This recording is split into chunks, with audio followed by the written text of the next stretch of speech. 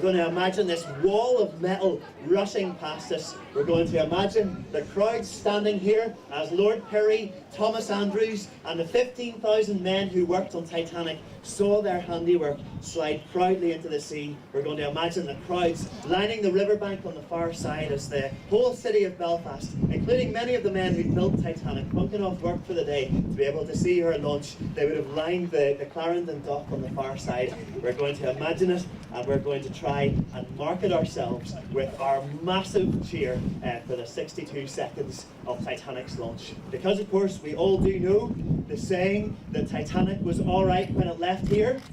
That here that we're talking about is this very spot. So let's go, 62 seconds, raise your voices! Yeah!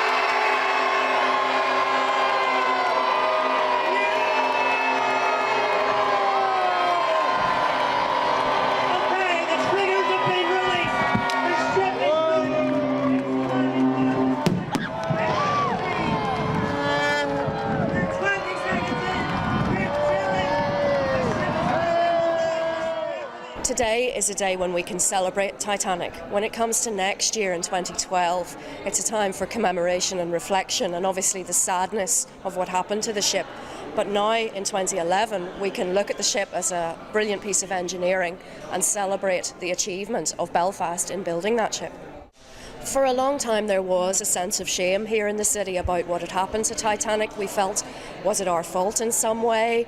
We felt that our pride was being punished. But I think now, all these years later, we've come round to a point where we can be proud of the ship. We know that she was ahead of her time in terms of engineering and even the sheer size of the ship. And what happened to her, obviously, was a dreadful thing. But it wasn't anything to do with the fault of Harland and Wolff or the men who built her. It was just a series of circumstances that came together to create that terrible disaster. I think for people coming to Belfast, what gets them is the fact that they're standing on the genuine slipway, they're standing on the authentic. Those are the two key words, genuine and authentic. It's not something we've created in the past couple of years. This is all the hardware which was here 100 years ago when Titanic was being constructed.